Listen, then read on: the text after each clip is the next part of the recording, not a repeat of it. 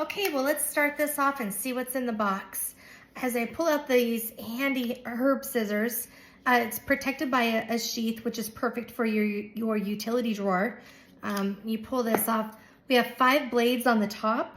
You turn this over and you got 5 blades on the bottom. Now these are super sharp, so when you get to cutting, sometimes your food will get stuck, and it does come with this handy little tool that you can help brush out any food issues that you have. So I really quite like these. These are very strong and they're very sturdy. So I'm excited to use them for today.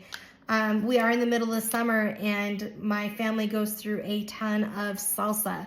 So last night I made some salsa, and mostly I pureed a whole bunch of it, but I really like my chips to be able to grab onto some cilantro and some onions. So that's what we're gonna use today, is some cilantro and onions. So I've already got these rinsed and they're ready to go. I'm gonna start off by cutting off this little tip just over in my little garbage area. So it's kind of out of camera so you can't see it. And now I'm gonna add some of these to my salsa to make it nice and chunky, and it just chops right through it. I really like these. As I get a little bit closer, I'll use that tool and dig some out. Now, don't get rid of all this because you can always use this for your chives on your baked potatoes. I'm gonna use that tool. I'm just gonna scrape it out. I'm gonna do it again. I'm gonna add another little one. I'm gonna get rid of the roots end first. And these are super strong. Oh my goodness. So just be careful with your fingers. I really like having these types of tools in my kitchen because it makes things so much easier. See how it's just chopping that up, making you can choose like how big you want those ends to be, but these are super strong and ready for the challenge. I'm gonna also add a little bit of cilantro. So I'm just gonna clean this out a little bit, although I guess I don't have to clean it out right away. I can wait just a second. So I have a cilantro bunch here. And cilantro is probably one of the hardest things to cut. So it's really nice to have these handy scissors because it's just gonna chop through it. And again, I like to have some chunks for my chips to grab when I'm eating my salsa. But these are super nice scissors. I'm really enjoying having these. Got a little bit of a big piece, so I'll pull that one out. But you can make it as big or as small as you want to have it. And of course, your little tool is just going to help scrape that stuff out of it. That way you get all the goodness right there in your salsa. So that is one of my first recipes, is just some good salsa ready for the summer. And definitely something to enjoy. I love getting all these good chunks in there. Again, something good for that chip to grab, which makes it fun. Okay, on to my next recipe. Okay, so next up we are doing honey mustard chicken. So I've already browned the boneless, skinless chicken thighs, and they are starting to cool in the pan.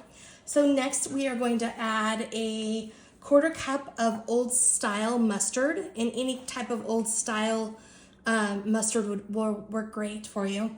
With that, in that old style mustard, I'm going to add a 1/3 cup of honey. So of course, use the honey bear. I'm gonna mix that 1/3 cup together. I always warm up my honey just to make it come out a lot faster. And it also helps it when you're trying to drizzle it all over the chicken. So I get that stirred really nice and well. And then I just dump it just all over the chicken. This is one of my family's favorites. This chicken goes so fast, I can hardly keep any for leftovers. Okay, after that, then I like to top it with rosemary sprig. Pulled these just straight out of the garden, and use my handy dandy herb scissors. Again, take off the protective sheath.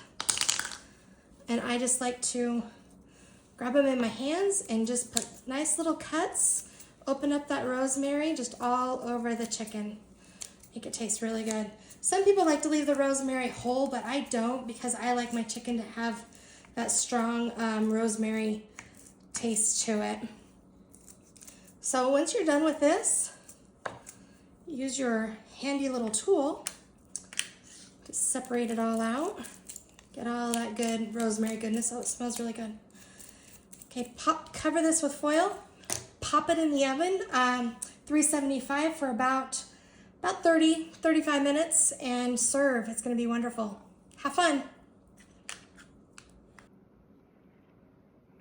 Okay, for our next recipe, we are going to make mint juleps. So I'm just using some ordinary mint from my backyard, which if you can get free mint, definitely go for it. I've already pulled off some large leaves.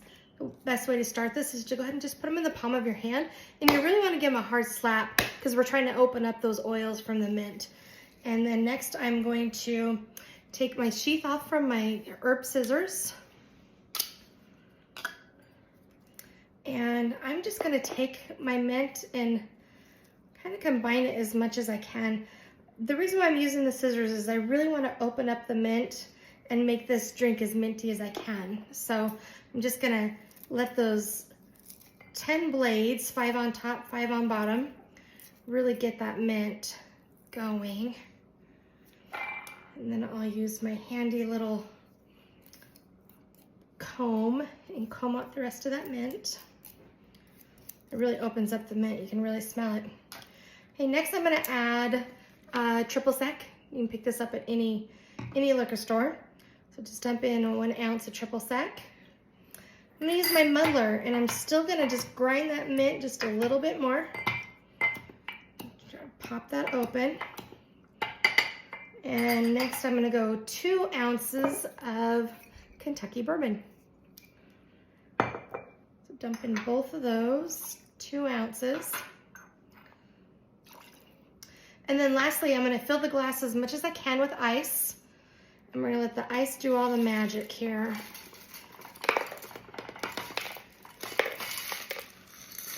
Just try to get as much ice in there as you can. And then stir. The glass is gonna get nice and frosty. The ice is gonna melt and mix well with the bourbon and the triple sec, and it's gonna be a great little summer drink. And then go ahead and use your scissors one more time. Cut yourself off a piece of mint, toss it in, and enjoy. It's a great summer drink.